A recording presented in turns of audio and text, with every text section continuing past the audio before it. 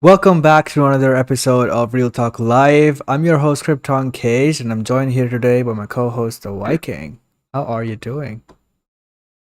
Not too bad, man. A lot of movies coming out lately, a lot of shows. There's so much stuff to watch, and I got to watch three films yesterday, and then I still have to watch Tiger King season 2. I still have to go see Ghostbusters tomorrow, and there's just so much content coming out right now. It's kind of ridiculous, and a lot of people are watching that Cowboy Bebop show as well.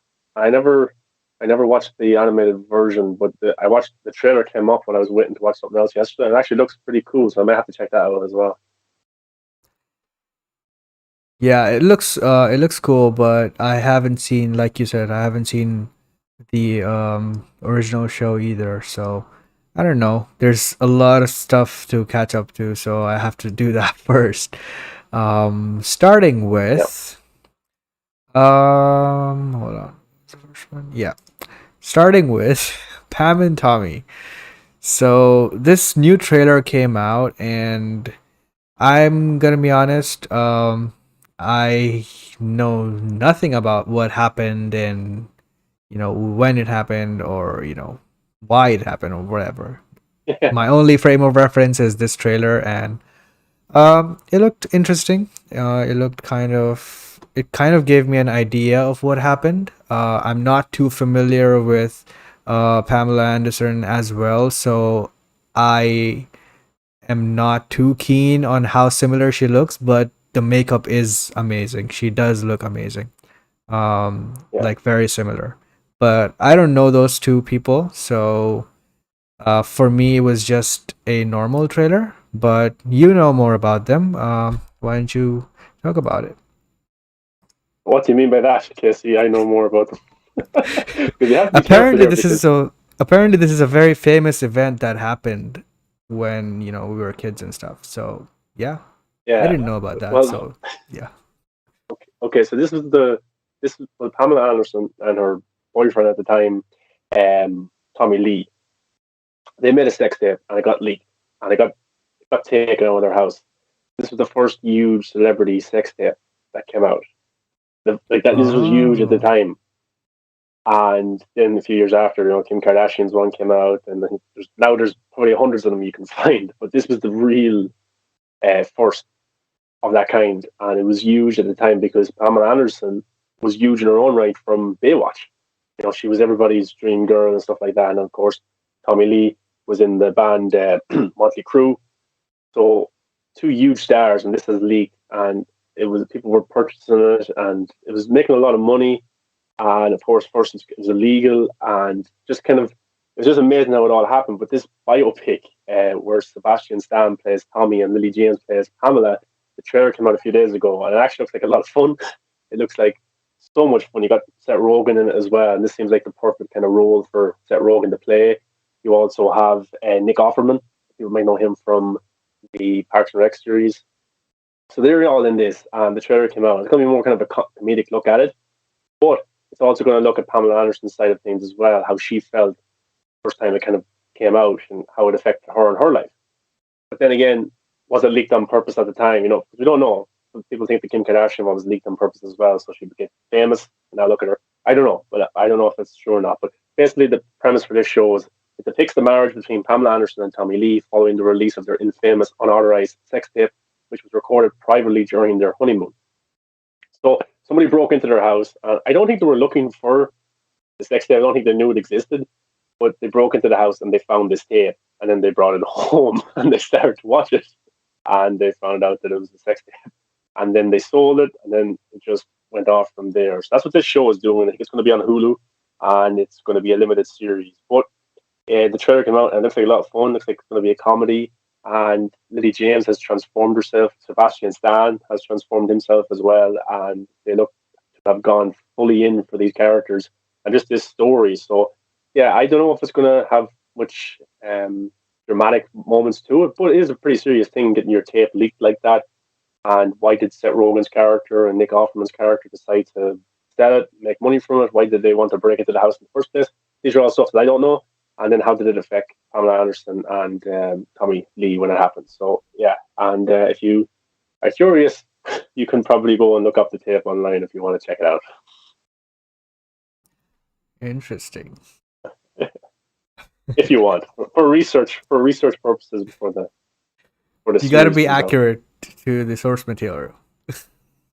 Yeah, yeah, you have to. But I'm excited to see it. I like that Rogan. Lee James is fantastic in Baby Driver, Yeah. and this seems like a big lead role for her. And it doesn't. Sebastian Stan doesn't look like himself whatsoever. We're used to him with a metal arm, but this time he's got metal all over his body. Yeah. Interesting. All right, then let's move on to King Richard. So, I haven't seen this movie yet, but you have. So go ahead. What do you think of it? You're going too quick here, so you have to share the topic online first before you get there. All right, so let me let Yeah, me stall for a second then. It's a Will Smith movie which is about Are you done? that's okay. That's okay. I have it now. It's okay. Don't worry about All right, cool. it. So, yeah, this film stars Will Smith on HBO Max right now. It's in theaters, and this film has been getting huge praise for a long time, saying that it's going to be Will Smith's Oscar win because he's been trying since I think Ali predicted he was doing Muhammad Ali. I think he got nominated for that, and then he did Pursuit of Happiness, which was a real life character as well, I think, and he was nominated for that. This time he's playing a real life character again, playing Richard Williams, who was the father of Serena and Venus Williams, the famous tennis players, who were probably two of the greatest sports people of all time. Serena is probably maybe the best tennis player of all time. She probably put up the most men playing tennis as well. But yeah, this film came out on HBO Max and in theaters yesterday, and I got to watch it. It's about 2 hours and 30 minutes, and it does feel like a long movie because there's a lot to cover. You cover, you know, Richard Williams and his coach and his daughters to be tennis players. He thinks they're going to be great, and they have a number of daughters as well. There's like 5 or 6 in the family, and the two of these are really gifted at tennis, and the other ones are very gifted at like school and stuff. You know, so they're trained very well by their mother and father, and also taught very well about the principles of life. That's what this story is basically about. And yeah, Will Smith is absolutely terrific, fantastic. I don't know. I haven't seen too many films this year that I thought, well, that's an Oscar performance right there. But I think Will Smith could be in huge contention to win Best Lead. He's fantastic in this, and he's just so likable playing this character. And Will Smith's a terrific actor anyway, but I think this time he could definitely get, unless some other movie comes out where somebody's terrific. But this feels like a very Oscar type movie, a biopic, a lot of diversity in it as well. And yeah, we'll have to see. But the Oscars are a while away. But it's directed by Ronaldo Marcus Green, who I thought did a pretty good job. Like, there's no mad directing skills in this film. You know, there's no like amazing camera shots. It's just basically following these characters.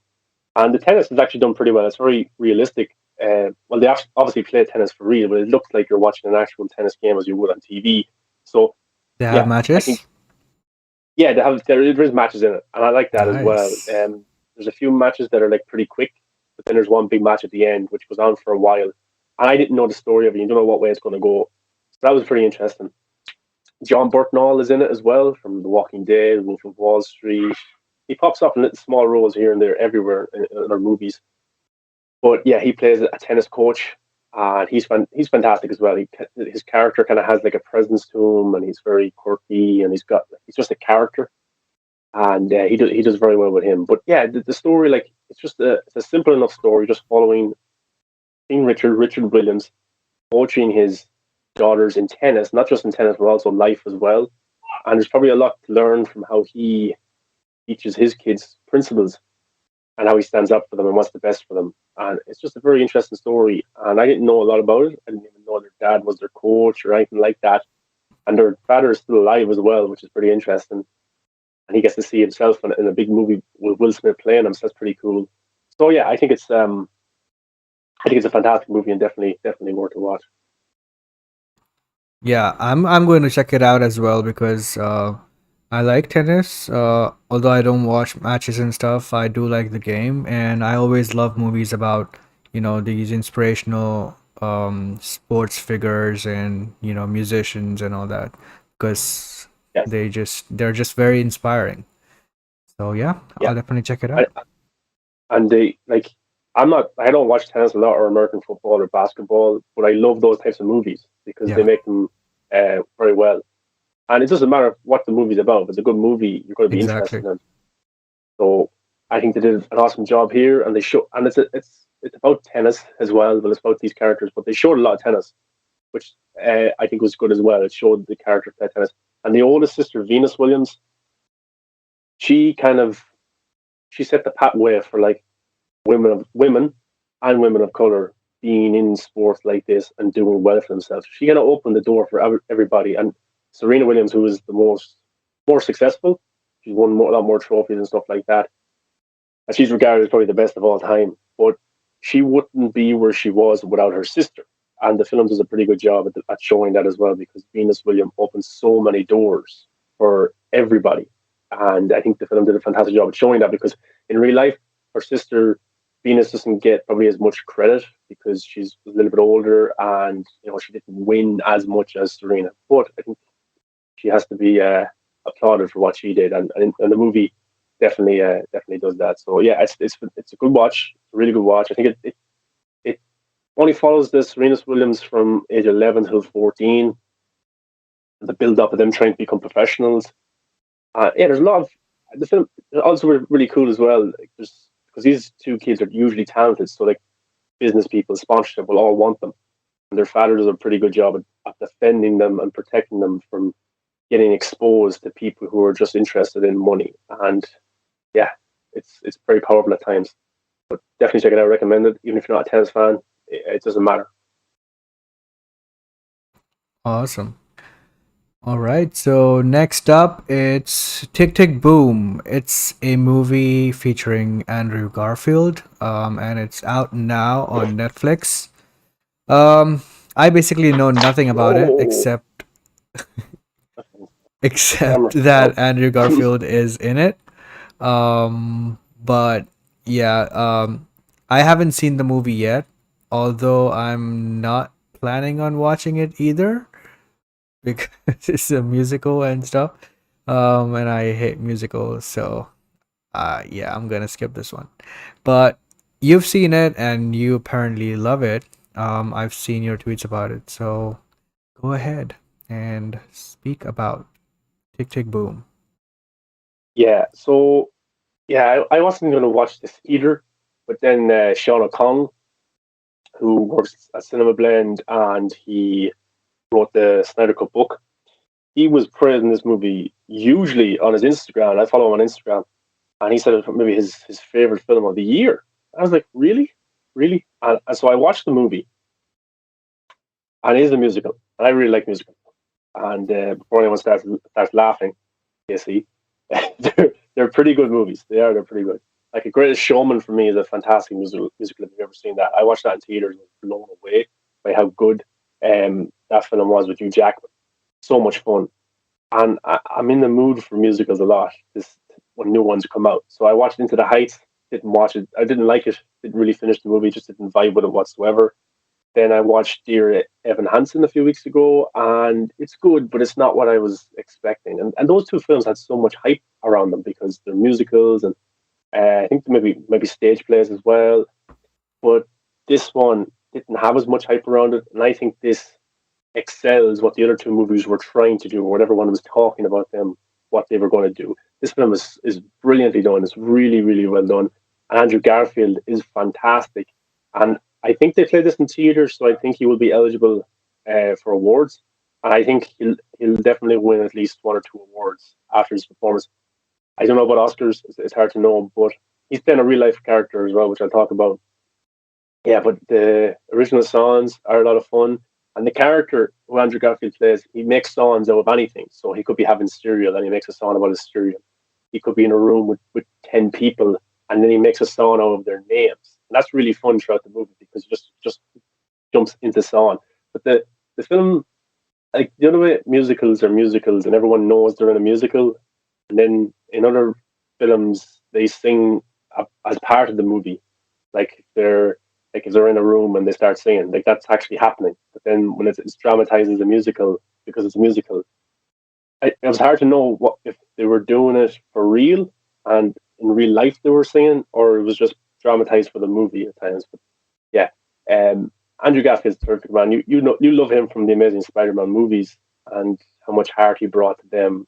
Would you And still not Hacksaw check it out, even Ridge. though Hacksaw Ridge and There's another movie I watched a few months ago with him. He's playing like a social media guy.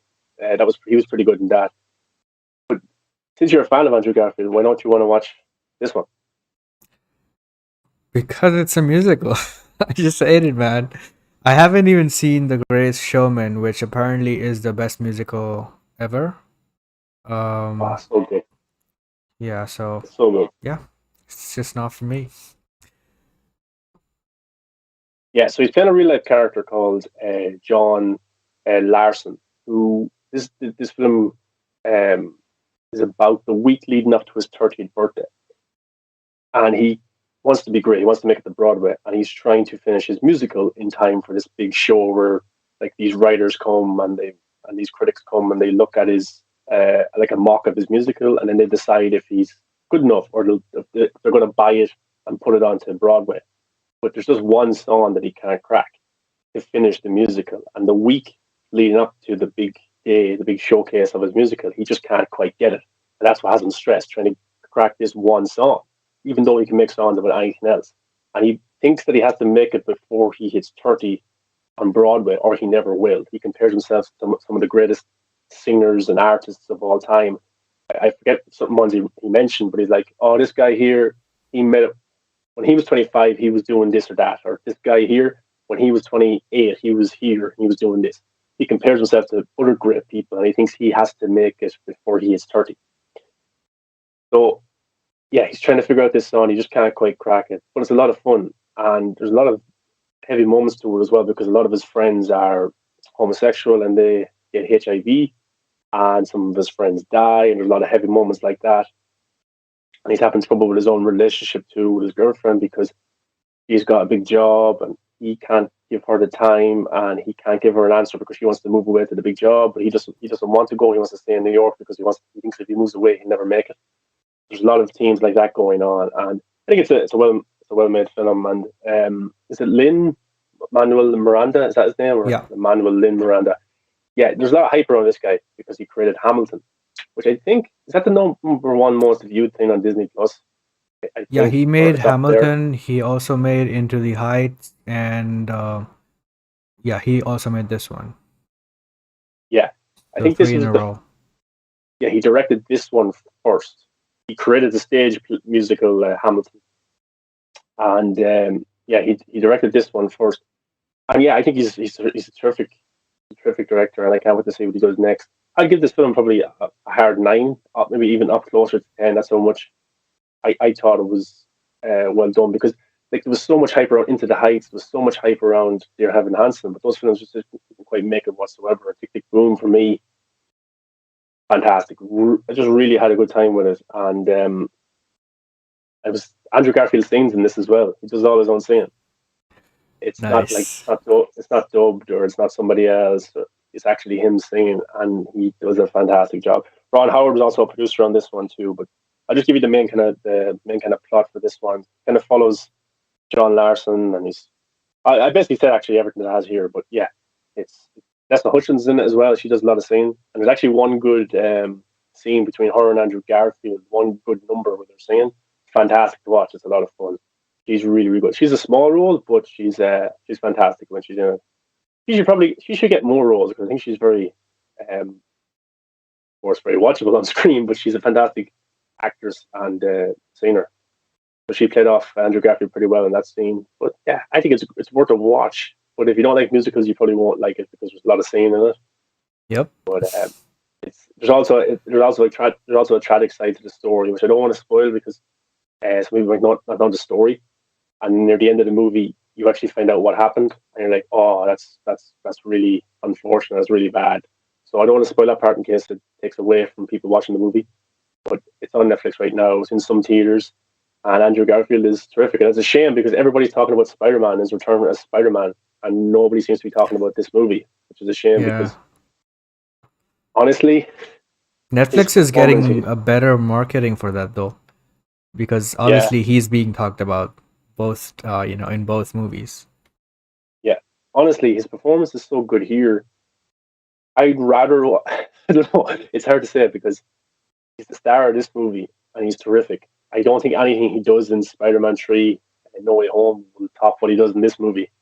unless they give him like more screen time than Tom Holland or something. Just it's a shame. Everybody should be talking about Tick Tick Boom right now because he's fantastic, but they're all talking about Spider-Man, which is a month away, and that's a shame. Yeah, I think he's one of the best actors working today, man. Like I loved him as Spider-Man obviously because not just because the movies were really well made and the visuals were amazing and all that, but I just thought that he brought so much nuance to the character, which I just loved everything about it. But where I really thought that he was a exceptional actor was in Hacksaw Ridge. That movie's something else, man. Like obviously, it got Oscar buzz and stuff like that, but yeah, he Yeah, was phenomenal in that movie. He just nailed it. And that's yeah, when I considered him amongst one of the best actors in the world. So yeah, he can yeah, do any role, man. Like he's amazing. yeah, yeah. He's terrific. Like I would have, he'd be up there with like youngish actors like Daniel Radcliffe. I think is a terrific actor. But people don't watch him that much because he does indie movies now. He doesn't do like huge budget movies because it's funny because Andrew Garfield, Robin Pattinson, Shia LaBeouf, Daniel Robert Radcliffe, Pattinson, yeah. they all made money from doing like Twilight, Harry Potter, Transformers, Spider Yeah. Man, but they never have to worry about money again unless they like mess up their Yeah. lives. So they can pick and choose whatever project they do. That's why you barely see them in like huge action movies anymore, and they probably will never do that.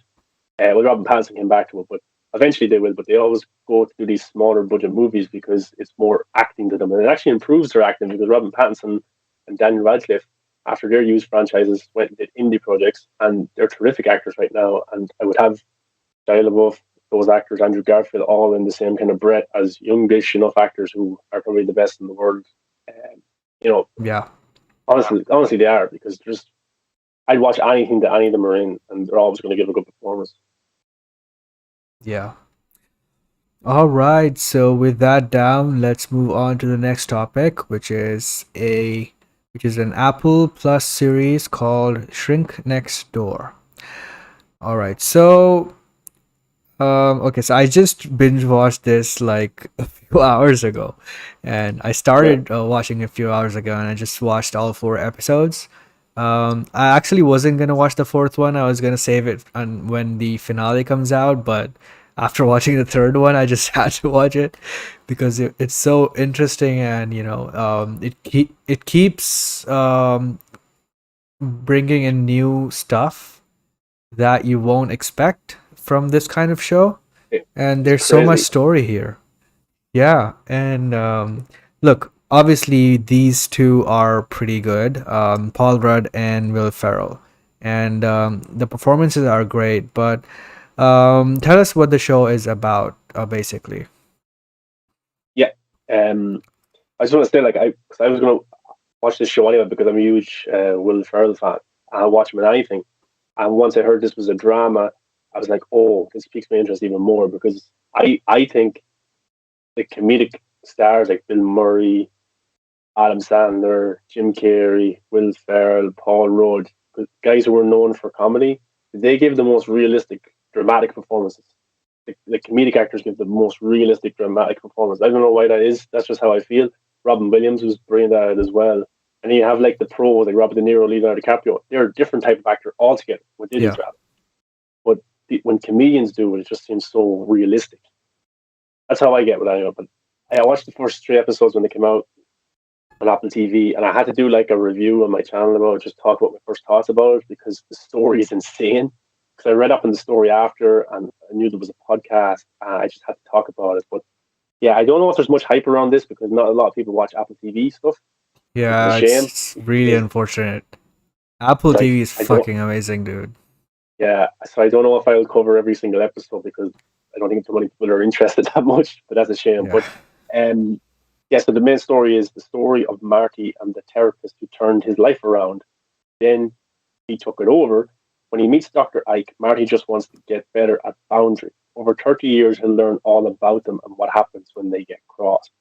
So this is a story that spans 28 years where Marty, played by Will Ferrell, he struggles with his nerves and confidence, and maybe depression as well.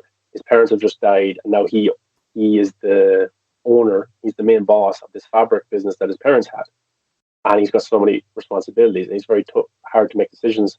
But his sister Phyllis, who is Catherine Hahn, recommends a therapist. So Will Ferrell goes to a therapist, and it's Paul Rudd. And then the story takes off from there, and it's truly messed up. You will not believe that this is a true story unless you actually go and listen to the podcast, which I binged, and it gets even crazier. Because I did. How many episodes are there in that? There's 6, and then there's like extra episodes. Like there's one episode where they interview somebody who had dinner with Dr. Ike. Then there's another episode where I don't want to spoil actually what happens, but there's 2 additional episodes after that, and then there's one episode with Will Ferrell and Paul Rudd where they're talking about playing the character and stuff. But I haven't watched the last or listened to the last 2 episodes yet, which I think cover something else develops. I don't want to spoil in case people want to figure it out, but I haven't listened to them yet, so I don't know what's happening currently with the situation. But yeah, this therapist slowly takes over Will Ferrell's life. Will Ferrell is a rich millionaire who owns a business and is very vulnerable, and Paul Rudd's character is very manipulative. And it's not like in an abusive way. It's in subtle things here and there. He takes advantage of them, and it's like Paul Rudd's character doesn't intentionally mean to do it, but he has to intentionally mean to do this because it's really messed up what he does. And just to give just to give an example, he's super highly manipulative. Yeah, like big time, and you see very good at it. Subtle things in his movements and the way he looks at Will Ferrell's character that just kind of changes. Like there's one time, I think it's in episode 4, Will Ferrell's character. He's having a meeting with Paul Rudd, and Paul Rudd says it'd be great if you opened up a charity. And Will Ferrell's character like, I don't know, it costs a lot of money and stuff like that. I'll think about it. And then Paul Rudd's character like, oh yeah, sure, if you want to think about it, yeah, okay. Like he's just really manipulative that way, And but it really is a crazy story, and the 2 guys are terrific in it, really terrific. But just another example is like Paul Rudd's character. He's not like rich, but he's comfortable enough, but he doesn't come from the best of background. Like he didn't grow up rich, while Will Ferrell's character did. So Paul Rudd's character basically tries to live the life he always wanted through Will Ferrell's character by manipulating him, by taking advantage of his money, of his business, of his personal life, and it's hugely tragic. And it gets worse after listening to the podcast. He even gets to a stage where he's spending Will Ferrell's money for his own benefits and things like that. And Will Ferrell's character, he's not like stupid. He's just very vulnerable. He's a very nice guy. He's very nice, and like his parents would have been like probably did everything for him in a way, and he doesn't like responsibilities now that they're gone. But the 2 guys are brilliant. Catherine Hahn's very good as well. And like, just slowly but surely, Paul Rudd's character is telling Will Ferrell's character to cut certain people off in his life. Where Will Ferrell's character is nobody to turn to. He's nobody, only his therapist. So every problem he has, he goes to Paul Rudd with it. And Paul Rudd just pulls the strings. It's truly messed up. In episode 4, for me, I felt so bad for Will Ferrell's character. Yeah. I like I said, I just binge watched it like a few hours ago, and I really liked it, man. I was gonna check this because of the poster, of the show, and that poster is amazing. Yeah, because it's indicative of what happens in the show. It's very amazing, and also it's like, Paul Rudd is obviously a shrink, right? And the poster is basically Paul Rudd inside Will Ferrell's head, and I thought the poster was very well done. But yeah, stuff like that very much intrigues me, and that's why I was gonna check it. And obviously Apple TV and HBO both have top tier content for the thrillers and psychological thrillers and stuff like that. So anything that's related to that genre, I'll check it out. So yeah, I was gonna check it out, and finally I got the time today, and I binged all 4 episodes, waiting for the 5th one, which is the last one, I believe. No,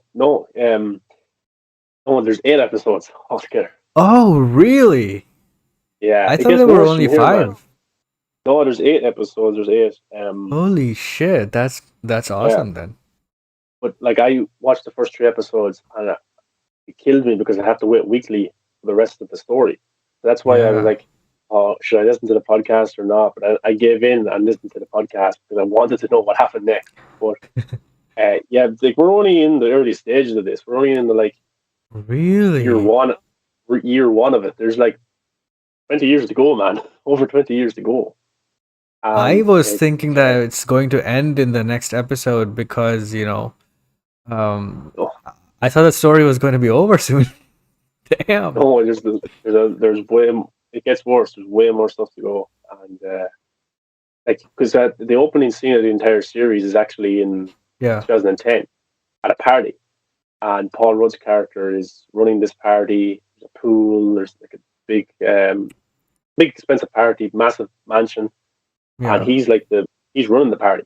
And then we get this mysterious kind of figure watching Paul Rudd or kind of carrying stuff around, which I think is Will Ferrell's character.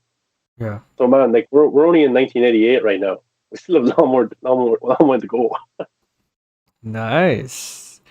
Yeah, Oh, that's got me even more intrigued because I thought it was gonna end next episode. But yeah, so far I've been loving it, and it's very well made. Both of them give amazing performances. The best thing about Paul Rudd's performances are that um he never gives away that he is kind of being manipulative. Like if you see him without being suspicious, if you look at him, his behaviors and all that, you would believe he's being real. He's that manipulative, and yeah, I thought he's being very amazing acting wise. And even Will Ferrell, I've never seen him act like this before. It's certainly a new thing for me to see him like this. In some of the scenes, the way he's talking, it reminds me of Ryan Reynolds. yeah. The way he is in Free It's Guy and stuff. funny enough, they're currently shooting a Christmas musical right now. Oh, Will Ferrell, and I think it's for Apple TV as well. nice. But no, what I like about streaming is like Will Ferrell, Adam Sandler, and them guys would have rarely ever did a dramatic film in theaters because there's more of a chance of it not making money because Yeah, they're known for comedies. Now with streaming, you can take the risk and have Will Ferrell in such a dark show like this, and him not being like there is funny moments in the show. There is funny, but it's not like it's yeah, not every scene. It's but you these type of actors now can take risks and start doing more drama because for one, it won't fail at the box office. There's not much pressure on them, and they don't have to stick to the one beat where they're just playing these comedy guys every single film, which they're terrific at, but they can yeah, branch out a little bit more. I think Will Ferrell should definitely do more drama after this, 100%, because yeah. these guys are hugely talented, but they're just known for being comedic stars. But I think Adam Sandler's showed it. Will Ferrell here is definitely showing it as well. Yeah. And yeah, I would like to see more as well. And yeah, for the most part the show isn't very gloomy or very serious like a thriller should be and stuff, but it's very lighthearted. But sometimes you feel bad by the stuff that's Yeah, happening to Will Ferrell. That's about it. But for the most part, the characters, the place where Will Ferrell is working, there's some comedy there, and obviously some of the dynamics between Will Ferrell and Catherine Hahn's character. That is also kind of funny, um, but it's interesting. tragic as well. Yeah, like Paul Rudd's character, he never goes so far. He's going to be breaking the law. Kind of way. Yeah, The way he's been manipulative, he does it in a way where he could probably never be like brought to court or jailed over. He's just yeah, manipulative. He's like, I forgot my wallet or something like that. And then Will yeah, Ferrell's character pays for it, but it's not like Will Ferrell's character pays for like straight away. Like you have Paul Rudd's character, like, no, it's fine, it's okay, it's okay. No, yeah, well, we are supposed to be having a therapy meeting right now, so technically you're supposed to be paying me. Like it's messed up stuff like that. And like there's even a scene where they're having a meeting and the meeting ends, and it's lunchtime, and Will Ferrell's character has just been a breakthrough, and Paul Rudd's character's like, "Oh, that's lunch," Yeah. and he gets up, puts on his coat, and he's like, "Well, if you really want to continue this party, we could go have lunch together, you know, me and you." Yeah. And he's like, "Oh yeah, let's do that, but I will have to chow you though." And Will Ferrell's character, "Of course, that's okay," because Yeah. it gets to a point where Will Ferrell's character feels like he needs Paul Rudd's character, so he feels like he has to Yep. go and have lunch with him. Oh, but okay, I have to pay him as well. It's just a messed up relationship. But I think in a way they do care about each other as well. I think Paul Rudd's character does care about him. It's just he's really manipulative and takes advantage of I think he cares only because he wants this relationship to be strong so that he can obviously, benefit out of it. Because in one scene he's not feeling well, something happens. And he gets really worried because obviously if something happens to this guy, his him. his money will stop coming. Yeah. So he has to There's even care a about him. I'll give just a podcast spoiler for about 15 seconds. When No, don't do it. no, it's No. just no, it's just about his health. Like you said it there. It's just like there's more about that as it goes on. That Paul Rudd's character wants him to be healthy, and eat right and stuff like that. That's all I'm trying to say. Because he doesn't want him to die Right, because right. that's his money. That's Exactly, what I mean. exactly. He looks after him. He's like, oh, you should exercise. You should eat right. Let's go Yeah. for a walk. Things like that. He keeps them active. That's all I was gonna say. Yeah. It's basically like he's, milking this person, but Yeah. while being very, um, well, fake, but while being very caring about him, at least Yeah. from his perspective, and also being very patient because you can get real tired of it, like, in 2 or 3 days, but he is being very, very patient. The moment It's all he loses his temper with him, obviously oh the yeah. relationship will sour, so he has to be really patient with him. 28 years, man. This went on for. I Damn, can't believe it. I just can't believe it. crazy. Yeah, I'm very curious, and we will definitely be talking about this show as it keeps going.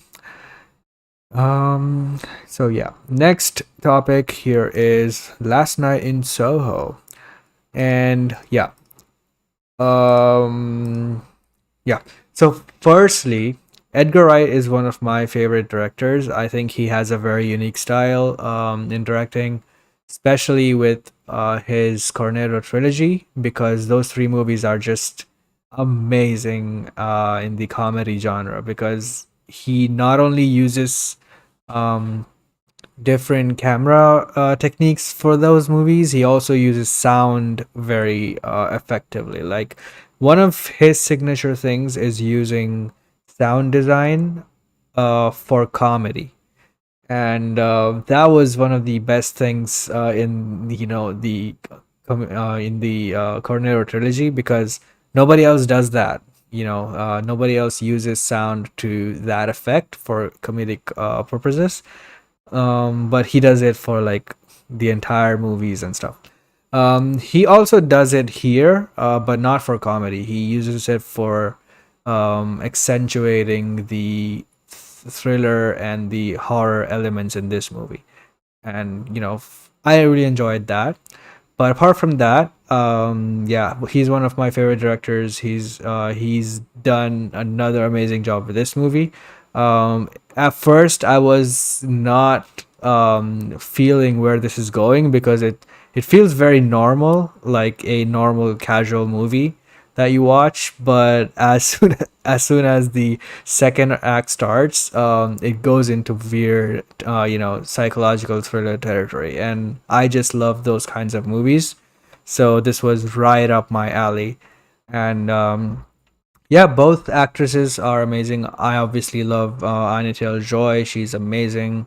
One of the best working today. And Thomasin McKenzie, I saw her in Jojo Rabbit first, and then in M. Night Shyamalan's Old. And she's great in both of those, and she's great here as well. But yeah, the story is very interesting. I didn't expect it to go where it went. The visuals of the movie are amazing as well. The way the story goes, it introduces certain elements. Like, okay, so the story is set in modern day, right? And then it goes back a few decades, and the way it was done and why it was done was pretty interesting. I don't want to give that away, but because of that, I really enjoyed it. At certain points, the movie felt kind of predictable to me, though. But even apart from that, I didn't expect one of the things that was revealed, and Yeah, that was surprising to me. But yeah, yeah. I was able to, overall, I really I, loved it.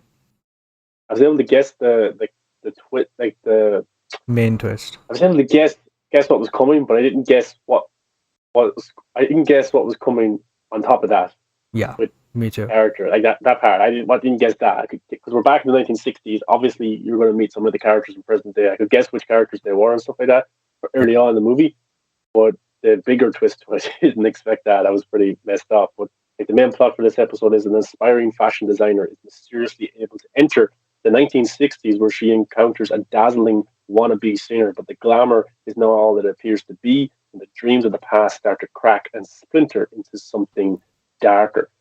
Yeah, I like the film as well, but it just seemed to be all over the place in what it was trying to convey, like a thriller. Then it was a horror movie. Yeah. It just I Too many didn't. different genres. It jumped very quickly, very very quickly Hmm. near the end. Yeah, but performance, set design, production design, fantastic. All that stuff is top notch. Some great songs in there as well that you never maybe would have never heard of before, from the 1960s. So I definitely go back and listen to those. I love discovering new music in films like that. But yeah, I thought it didn't feel like an Edgar Wright movie at all. There wasn't much comedy in it, or like that dry comedy that from Shaun of the Dead or Hot Fuzz and stuff like that. Yeah. Even Baby Driver had some of that, but this one didn't have any real comedy at all. But yeah, it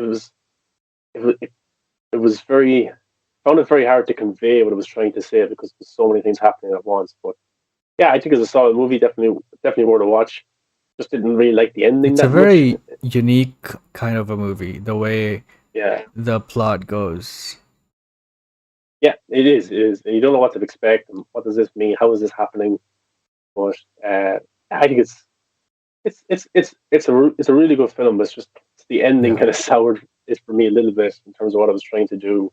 Then the very last shot of the movie had me really confused. I'm gonna have to go watch explained videos on YouTube. But yeah, Yeah. Anya Taylor Joy sings as well. She sings downtown. So it's actually her doing it. That's the song. That's the Yeah. name of the song. Downtown. She's very good there. Yeah, she's terrific. She didn't really have that much to do though either. Um, I suppose it was more of a Thomasin McKenzie film. She was the main star, and I followed her journey. But I thought the transitions from when she jumps back into the 1960s, and then she is Anya Taylor Joy's character. She's living what she's going through, but she's also watching it through reflections. So it's not really Mhm. her experiencing it. But yeah, that was pretty interesting. And then I don't know the name of the actor, or Matt Smith. He Yeah. kind of plays a love interest for Anya Taylor Joy's character. Yeah, he's a pretty bad character. He was messed up what he was doing. So you could see you could see where Anya Taylor Joy's character was coming from, but the bigger twist was just very extreme. I wasn't expecting that at all. At all. Yeah. It makes you think, like, what would you have done? And I like that aspect as well from the movie. But yeah, And another good movie the from Edgar actual Wright. yeah, there's an old woman that's in the film, and she's kind of like the tenant of Thomas and Mackenzie's. Thomas Mackenzie is staying at a building, and the owner is this old woman. And actually, this was the old woman. In real life, this was her last movie before she passed away. And I thought she did a pretty good job. Oh, Yeah, so interesting. I thought she was. I just get her name just to be respectful. I think it's Diana. Diana Rigg was her name. Miss Collins in the movie. It's her. There's only a black and white Yes. photo here. Yeah, her name was Diana Rigg. So yeah, she was awesome in the movie, and she Yeah. only passed away there just as she finished filming this film. Damn. Well, yeah. The movie was really good. I really enjoyed it, and I was not expecting, like you said, it's two or three different genres in here, and I was not expecting that, but I did enjoy it, and I was pleasantly surprised. So yeah, let us move on to Spider-Man: No Way Home. Okay, so I'm using the IMAX version of the trailer because Oh we yeah, have that now. Um, but yeah, you want to go first? yeah. Spider-Man trailer came out, and there was no Toby or Andrew. Oh, this shit. Yeah, let's move on. There's All that. right. Just kidding. actually, actually, I think it was one of Marvel's best trailers. You know, that was pretty good Mm-hmm. for the MCU. Um, didn't give. I don't think they should show Toby and Andrew at this stage because it's common knowledge that or there's common talk that they're in the movie. So people want to go and see the movie to see if they're in it. So I hope they don't show them the next trailer. I think the next trailer will be Spider-Man Day, which is the 29th of this month. I think that's the day I tickets can go on sale as well. guarantee you they'll show it. I really hope they don't. I don't really mind if they show like I don't know like something that's definitely them. You know what I mean? Like I don't want them showing up and like them in the suits, or I don't want their bodies on screen. I want like I don't know something that shows it's Andrew Garfield's world, or something that shows it's Tobey Maguire's world, or it's them. But don't show them actually in the suits or out of the suits, please. I just want to. For the first time, I want to sit down and watch the movie and see them because like their villains are in it, so people aren't stupid. They're expecting the other Spider-Mans to show up. There's so much talk. Is he in it? Is he not? So I hope they hold out. I really, really do. And we get to see them for the first time in theater. That would be very rare to see something so big like this, Mm-hmm. and not in any marketing. The first time you experience it is with everybody else in theaters. That would be fantastic. So I hope they don't show them. And it's kind of because if you show them, you kind of give away the abomination of the movie in terms of Batman v Superman marketing. And they showed Abomination. I can't believe they did that even after all these years. Doomsday. They showed, sorry, Doomsday. They look the same. They look the same. Doomsday. Sorry. Yeah, that's kind of giving away your Doomsday moment. Really, it is because the villains. We know the villains are in this. We know that Batman v Superman will fight. But they'll obviously team up for something else. We know all the villains are in this, and Tom Holland Spider-Man will need some help. It's going to be the other Spider-Man. So just don't show it. And but I think Kevin Feige is. I think if he's the one in control of all this, it probably is Sony, but Kevin Feige probably the large say as well. And I think they're doing a pretty good job right now with the marketing because everyone is like, "What is this film?" But this trailer, but even though I didn't have the two Spider-Mans, the trailer was pretty good. The villains, it's awesome to see them all in it. It didn't even show much of them really, just a little glimpse of Jimmy Fox, Green Goblin. There was more Doc Ock, a little glimpse of Lizard and Sandman. They didn't even show us that much, to be honest. But the tone of the trailer, Peter Parker looks like he lost somebody as well. Doctor Strange is very upset. Yeah, we'll have to see. And that last shot of the trailer is they're coming through and I can't stop them. Like that could be anybody. That could be anything. I'm very interested to see what that is. But yeah, it was a pretty good trailer. Yeah, I like the trailer overall as well, and even though they were not in it, I was actually really shocked that they didn't put them in it. Honestly, because you know, when you are the studio and you're marketing this movie, you don't care about what's spoiler and what's not, and to a certain extent, because look, this movie is already a Spider-Man movie. It's an MCU movie. I know it will do well, and obviously, it will definitely be huge opening day as well. But adding those two will add millions more to the opening box office and overall box office. So, from a marketing standpoint, I see like zero reason not to show them. Like I'm Well, 100% confident they'll show them.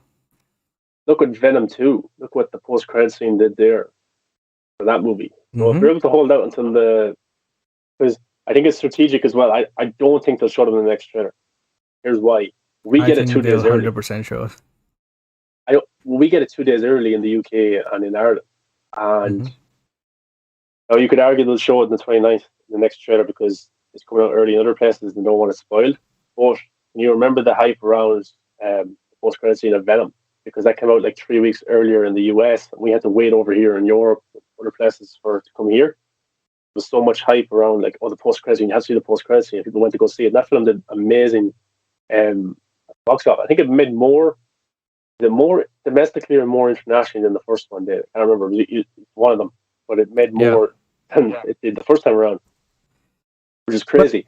So I wonder if it comes out here on the 15th, social media is going crazy because the two Spider-Mans are back.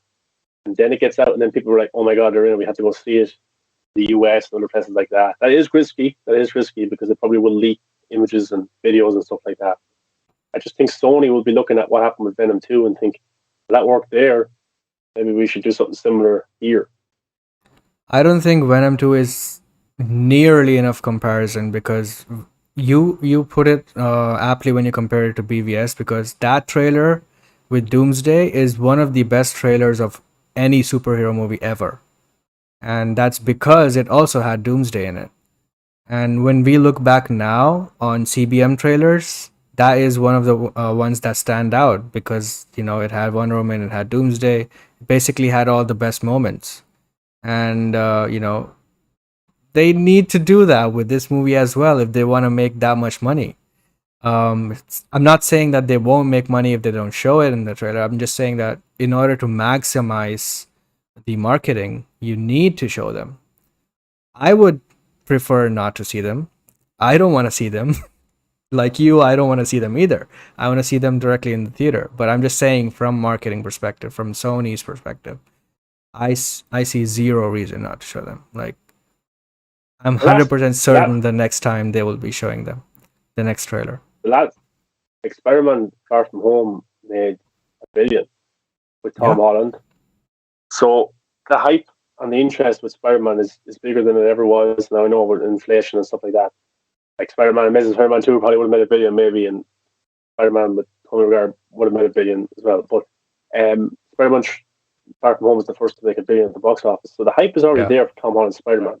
Now you add in Green Goblin and the other Doc Ock, and we're like, oh wow, they're from different universes, and then Doctor Strange is in it, and then Day is getting even more popular as well. So I don't know if they have to show the other Spider-Mans in the next trailer to gain interest, because I think there's already interest in this movie. I don't think they should. Now, if they can show something that references them, like, I don't know what's a good example. Maybe the perfect example is Justice League Superman thing. They can just be on this side of the screen, and Tom Holland can just talk to them. We'll know that they are there. That would be funny. It would be funny if we got a shot of Joe Jameson. And he's there, and he's looking at this guy. We don't get to see them. He's like, "Who are you?" And like, it's Tommy Wire's voice in the background. Hi, Jonah. You know, something like that. That would just be hilarious. And it actually would just blow up the internet. Exactly. You imagine J.K. Simmons' reaction to that. That would be just hilarious. Exactly. Because like he wouldn't know Tommy Wire's Spider-Man because it's a different universe. Even though he's playing the same character, it's weird. But you just have Jonah like, "Who are you?" It's, you know, and maybe even Toby could have a line from one of his movies or something like that. I don't know. Yeah, I need a job or something like that. Or something, I don't know, something funny. They should do something like that. That'd be hilarious. I think they will 100% do it because on 29th the tickets are going on sale, right? And there definitely is going to be a final trailer, and they need that trailer to be huge so that they can sell the tickets on that day. So maybe the final trailer will come out on 29th, but I'm expecting it to come out like 1 week before release. So who knows, but we'll see. But yeah, like you said, if something from Toby or Andrew is in the trailer, it will break the internet. And I think that's what they need to do, because look, this trailer came out, it was good, it was great. I loved the trailer, apart from the two jokes and stuff, but I love the trailer. It stands alone on its own very well. I'm totally with you. It's one of the MCU's best trailers. But it didn't break the internet. That's the thing. If we show Toby and Andrew, it will definitely break the internet, and everybody will go see the movie. be fair, this movie's breaking the internet every week with the John Campion leaked images, the Exactly. Yeah. Andrew Garfield web Yeah, blood, but like it's that breaking the internet. those things are It's stuff breaking that so we much. see, not the general audience. Um, Like general but audience are not I seeing think that it's on TV. yeah, I think it's getting around though. Like people are like when I chat to people, it's like I tell you go like I've chatted to a few people who like aren't huge into movies and stuff, but they watch the Marvel stuff. And I sent them the trailer. I was like, "Oh, what did you think of this trailer? You a Spider-Man fan?" Like, yeah, cool, I am. I don't think they're going to show the two Spider-Mans. I don't think the two Spider-Mans are going to be in it because they didn't show them in the trailer. You see, Yeah, like, because exactly. I'm saying to them like, oh, they're going to have the other two Spider-Mans in the movie as well. You think because they didn't have them in the trailer? I don't think they're in it. So Yeah, that's funny how people are kind dude. of like, Even oh, some of the might not movie be in it. fans are not completely believing it. Oh yeah, sure. Andrew Garfield has me convinced he's not in the movie, and I know he's in the movie. The best evidence is that Andrew Garfield leak from the um from the scaffold. That's in the trailer, and that's in the Yeah. leak. There's no denying it now. You know. Well, what I have no doubt they're in the movie, but my biggest fear is that everything we've seen leaked from this movie has been from the scaffolding Yep. of Toby and Andrew, and in the trailer that looks like the third act. That looks like the big set piece of the movie is where that scaffolding is. Yeah. My only fear is that they pop up for that final battle, and we don't actually get that much like downtime with them whatsoever. You know what I mean? Like Yeah. we don't get a lot with them, and like people are expecting them. Some people don't know if they're in it. People are expecting them to be in the entire film. They think like the first 15 minutes is where Spider-Man lets out the Sinister Six or Sinister Five, and they're in and they escape and they're in the prison or whatever. They Yeah. think that Andrew and Toby show up in the next 15 minutes. They think like they're going to be an entire movie. And like Grace Randolph, like people say they don't like her and stuff like that, but she has been right a lot about this movie and about other things as well. And she says they're only in the third act, Yeah. you know. But like the thing about that is the third act could be like an hour. You know what I mean? Like the third act could be look at Batman v Superman. The This third act movie there is is long. massive. Yeah, it is a long movie. So like I'm just worried that we won't get enough of them because I want to see more and more of them. But I don't think this will be their last appearance as Spider-Man's either. I think they'll be. I don't know. Sony's building a very interesting universe over there. Even though I'm not too impressed with Venom, what they're doing there. I like the movies and stuff, but I just think I think Jared Leto's Morbius one could be more interesting. Then they have Craven the Hunter. Michael Keaton said he's shooting more scenes for Vulture, which I think everyone's losing their shit thinking it's Doctor Strange or it's Spider-Man No Way Home. I think it's Craven the Hunter he's doing scenes for because it looks like that Michael Keaton's is the connective tissue for the Sonyverse, Yeah. Spider-Verse, and the DCU. That's that if you want to believe that. Nope. But yeah, I yeah, I don't know. But James had an interesting point. He says Sony should not show Toby and Andrew in the next trailer. They'll benefit if they don't show them. That's the way you can get more butts in seats. And basically, like I think what he means there is like people want to go to theaters thinking, "Oh, will they show the Spider-Mans?" Come on, let's go to cinema because they might be showing the Spider-Mans. We don't know if they're in or not. That's fans, not the general audience. That's what I'm Yeah, saying. but no, but seriously, like even my brother is interested in it. He's not a huge fan. Like Yeah, I he'll probably mean, go see it. You know, obviously I people think we'll will be drag people interested. along.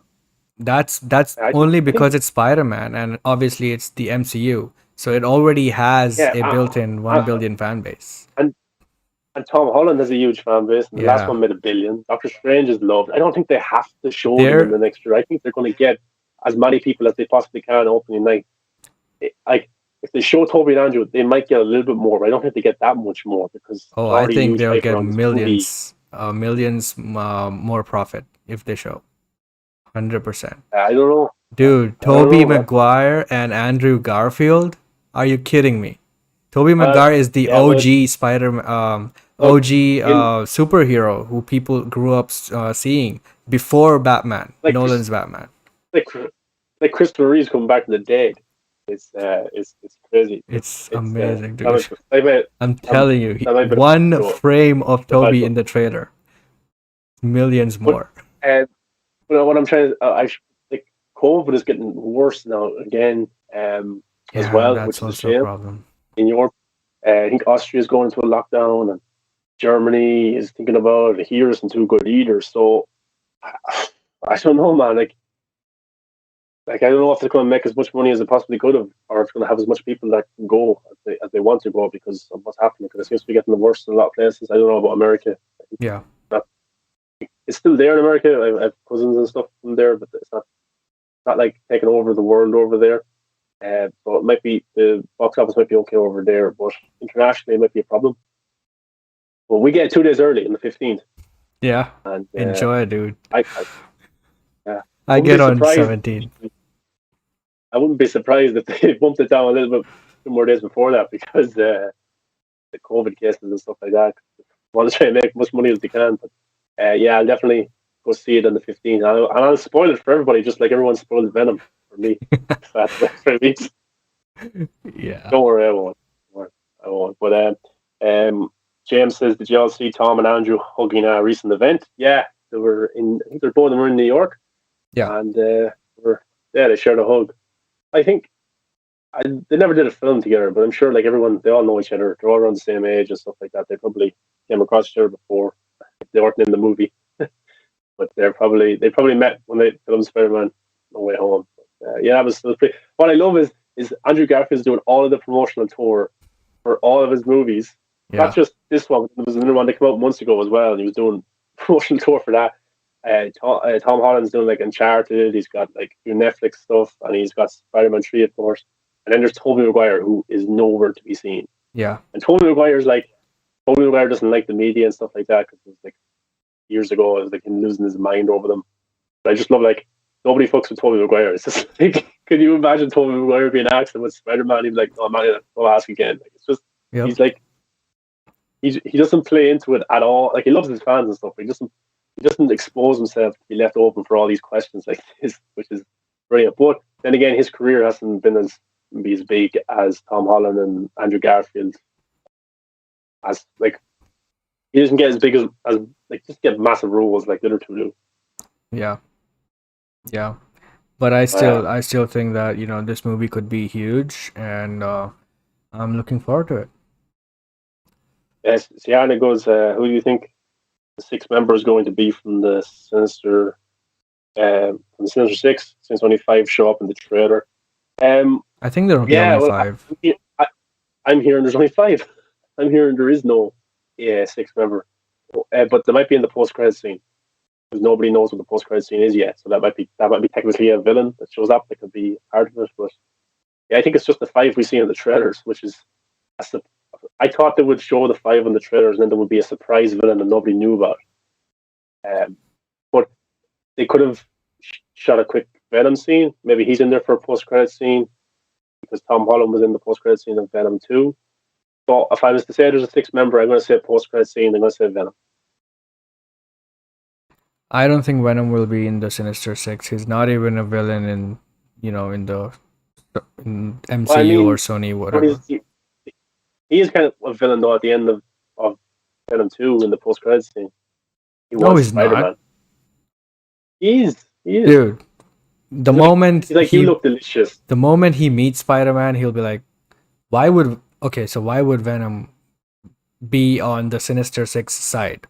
They're villains. No, I'm just saying. Yeah, I'm not saying he's going to join them. I'm just going to say like he wants to eat Spider-Man. I'm saying he's technically a villain, kind of. He wants to eat Spider-Man. No, he's not. At the end of Venom 2. Yeah, he is. But how? Look, the Sinister Six wants to take over the world. Venom doesn't want that. He's protecting the world. Yeah. He won't join them. Man, you don't know what's going to happen with Tom Hardy's character. He could go on a transition. He could lose his girlfriend, and that turns him evil. Like you just don't know what the story's going to go on. So you can't really talk That's a fair point. Yeah. He could join the Sinister Six. Like do you think does Jared Leto's Morbius look like a villain in the trailer that you saw? Does he look like he's a part of the Sinister Six? No, I think. Okay, so Sinister Six, I think Mysterio could be one, or Scorpion could be one, Vulture could be one. And obviously there are these people. And I don't think we'll get even 5 in this because it looks like Dr. Octopus is not gonna be with them.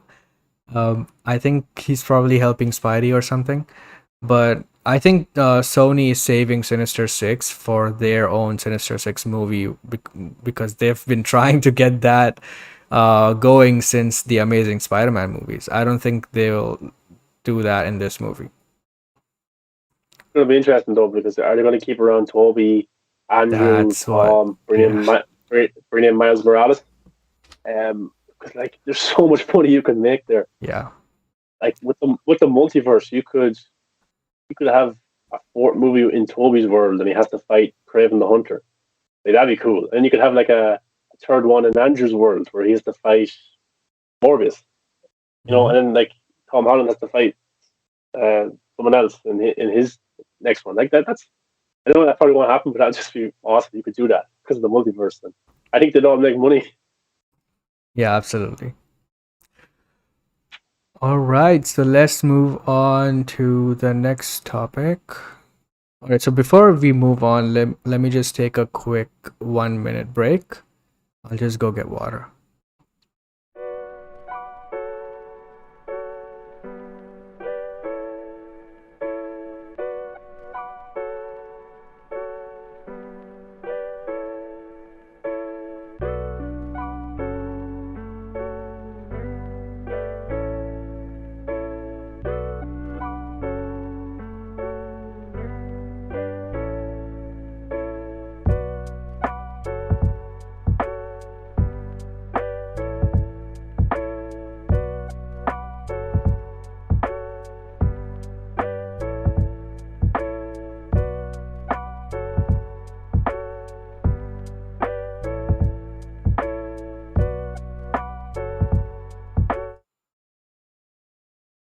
All right, we're back.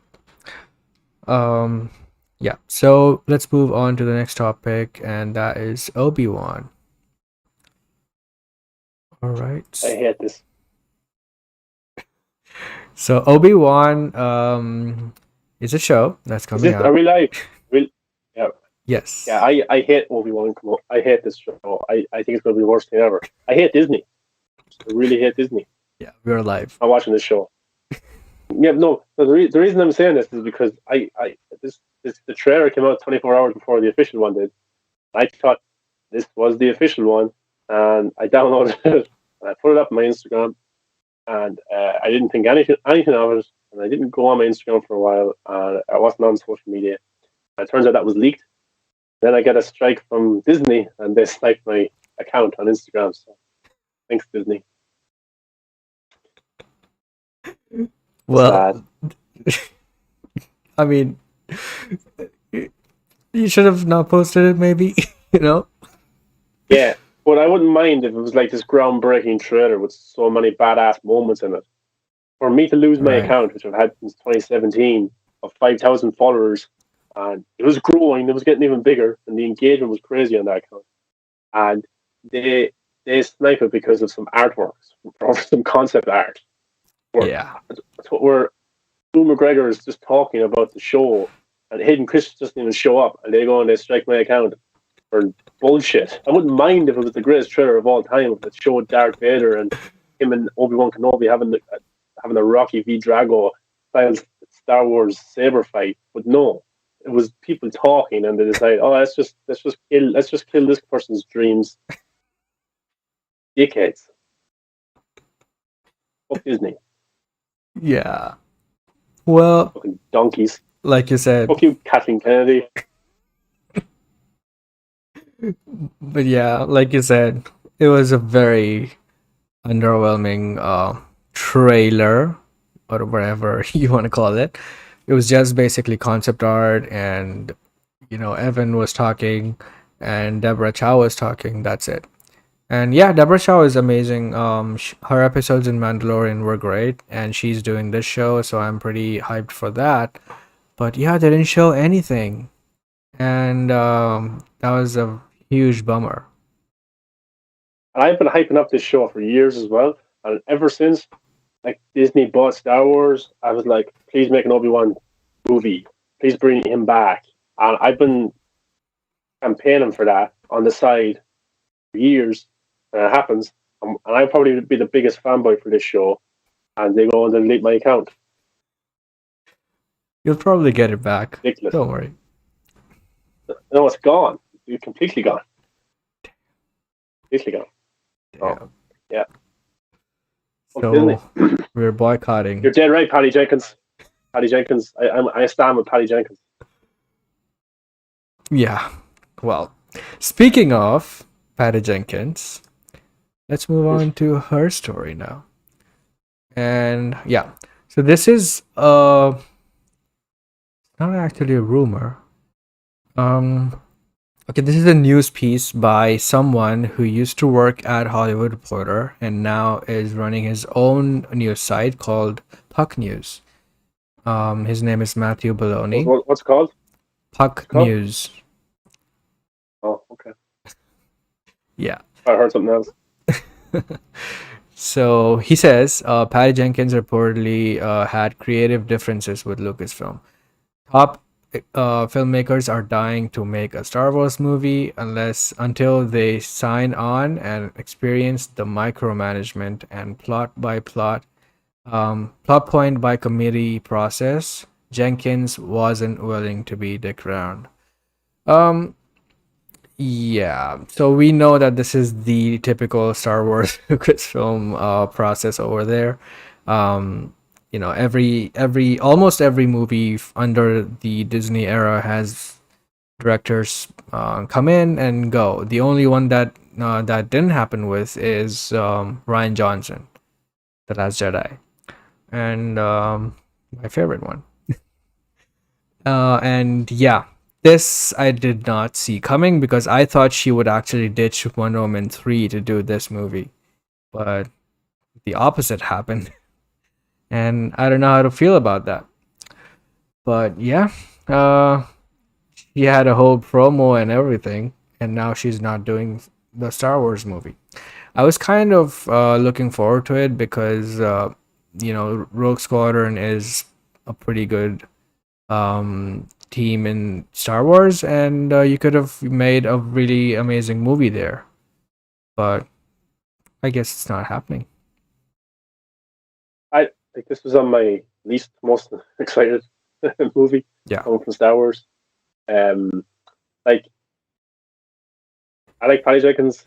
She's a fine director and stuff like that. Okay. I like Star Wars, but I prefer like lightsaber fights and stuff like that. So I was actually looking forward more to Kevin Feige's one and maybe Taika Waititi's one as well than Patty Jenkins. But of course, I would have watched it anyway. And yeah, they had a big, massive promotional video for it, which is very cringy now if you go back and watch it. But it's not a surprise to be honest because it's Lord and Miller. They left. Were they doing the Flash? Was that them? Yeah. It was the Flash. I can't remember. But Rogue One had problems. Han Solo had problems. We heard that maybe Rise of Skywalker had some problems as well. Like a lot of directors, like Colin Trevorrow, yeah, he does Jurassic World movies. He left. He's supposed to do episode 9. We've had the guys they did Game of Thrones. The showrunners there. They were supposed to have a Star Wars movie. They left. Mm-hmm. Rian Johnson was supposed to make a trilogy Star Wars movies. He's gone. So it's not a surprise because Game of Thrones directors. Yeah, Kathleen Kennedy's relationship with all these directors isn't that good, and a lot of them step out and go away. And I think like Ron Howard came in and he did Han Solo, and J.J. Abrams. They're the type of guys who know the business. They would never come out and talk bad about the studio. They would never go against the executives. They're very. I wouldn't say they're yes men, but they understand how things go sometimes, and they wouldn't want any drama. So that, I don't ever see them walking away from projects like that. I did enjoy Han Solo, and I didn't like Rise of Skywalker, but yeah, it's not a surprise this happened at all. I'm just surprised. It's not a surprise it happened, but I'm surprised it happened. Kind of way. Yeah. I just thought after that promotional video, they were really into Patty Jenkins and her idea for what the next Star Wars movie should be, and it was coming out in 2024. Wasn't that far away, or maybe the end of 2023. It was going to be coming pretty quickly, and now it's just all falling apart. And the first signs of this was when the talk of Wonder Woman 3 started to come up again, because it died down for a long time. Yeah. Toby Emmerich announced that Wonder Woman 3 was happening, and Gal Gadot kind of ignored it, and Patty Jenkins ignored it. which was strange. But now, now they're acknowledging it because they want to do it because Patty Jenkins has been booted from Star Wars, and she's meeting with Linda Carter. She's going to have a bigger role. Mm-hmm. Number 3, there's talk of maybe Supergirl appearing, Hawkgirl appearing, different characters like that. So Wonder Woman 3 is in development, and it's being worked on now, and it's going to be coming pretty, not quickly, but in the next few years, it's going to be on the way. But her Star Wars movie won't, and it will never happen at this stage. It will never, never happen. And then another sign of this is when Lucasfilm was going ahead with Kevin Feige's one first, and that Patty Jenkins' one has been pushed back. And for me, that was the first sign of this film's never happening. It's never happening because there was talk of Wonder Woman 3 and all this talk. So that's strange as well. But look, I'm looking forward to Wonder Woman 3, to be honest. I did like 84, but the Snyder Cut showed me the Wonder Woman that I want, because even though I liked 84, the action was not there whatsoever. But the opening scenes of Zack Snyder's Justice League showed me that's the Wonder Woman I want. I liked 84, but I don't want a movie like that ever again, because I just want the Batman v Superman Snyder Cut Wonder Woman, because it's unbelievable.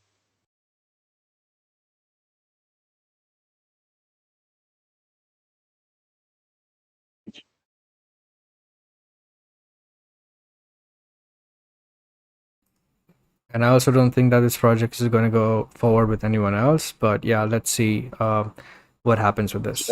James said, I really hope Zack's involved in Wonder Woman 3. I hope so too, because he was a big absence in number 2. They need to bring him back as a writer or to get his team involved somewhere for the action. But he did post that cryptic image with Wonder Woman in the background. That could have been nothing, or it could have been maybe a sign something, but probably not. But yeah, I think Zack, they have to bring him on as a producer. And then Winter Naomi Vera says, I understand the Wonder Woman 84 was the most diverse DC film since Batman v Superman, but I love it or hate it, Rogue Squadron wasn't going to be like Wonder Woman 84. What she did with 84 wouldn't work with any other film. Yeah, that's a good point as well, actually, Winter Naomi. Yeah, that's a really good point. Wonder Woman 84, it was trying to do its own thing. I did like it. I know you liked it as well.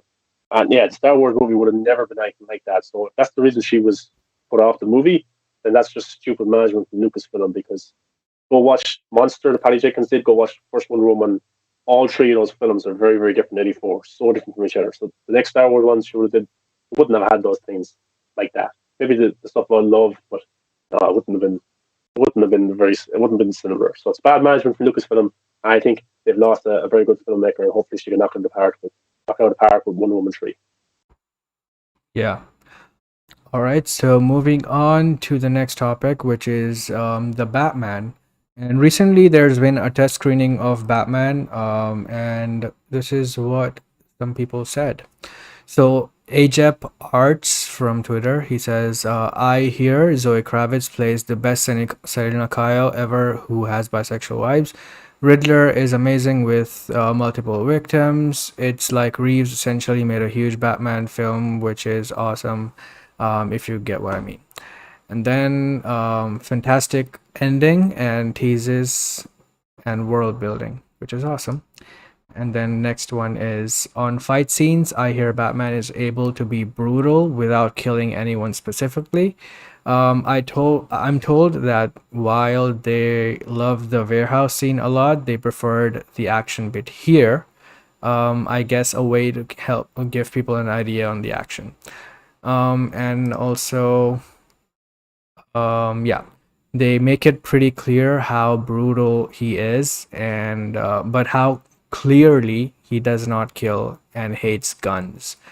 And someone asked, he doesn't like guns finally. And then he said he has a line with Gordon, no guns. And Gordon apparently says, I know that's your rule, but that's not mine. So yeah, these things came out from the test screening. And what do you think of it? Yeah, positive. I wasn't expecting anything too bad coming out of it as well. I don't know. He might not have a no kill rule, but I still think he hurts some people, and those people are not going to be okay. If you just judge by the trailer, people are fascinated by the no kill rule. Yeah, I think Batman could say, I have a no kill rule. I don't kill people I don't like them. That's fine. But I think the way he fights criminals, the way he takes on guys, some of them have to die. Some of them are badly, badly injured.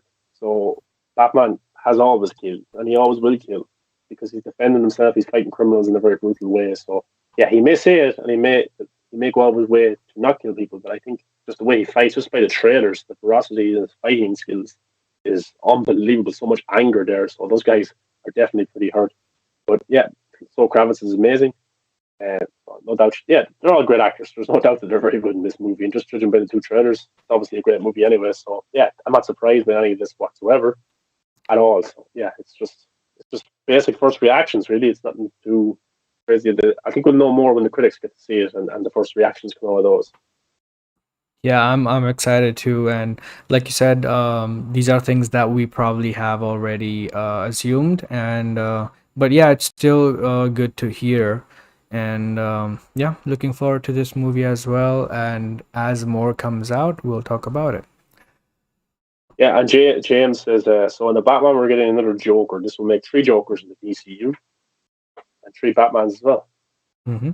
and 4 Supermans. So, and it's yeah, the multiverse is very much alive. So hopefully, Henry Cavill returns, and hopefully, Ben Affleck comes back for more. The multiverse is there to be used, so they should use it. You can't pick and choose what's the multiverse and what isn't. But I think a lot of Yeah. people were hinting at Barry Keoghan being the Joker, which is something that I've heard and other people have heard as well. So all signs are pointing at him to be Joker, but then again, you just never know until you see the movie. Yeah, we'll see. All right, so with that, we have concluded the show, and thank you everyone for stopping by and talking with us. It has been the chat has been amazing today, and we look forward to seeing you next Saturday when we have more topics to cover. Until then, you can find us at the Real Talk Live on all social media. You can find me at Krypton Caged on all social media, and where can they find you, Mar? Yeah, movies that matter on Twitter, Facebook, YouTube, TikTok. But then on Instagram, Maher the Viking, because I got sniped by Disney, who are the worst organization in the world, and everyone should boycott them, especially the Obi-Wan Kenobi show. All right, on that note, take care, everybody, and good night.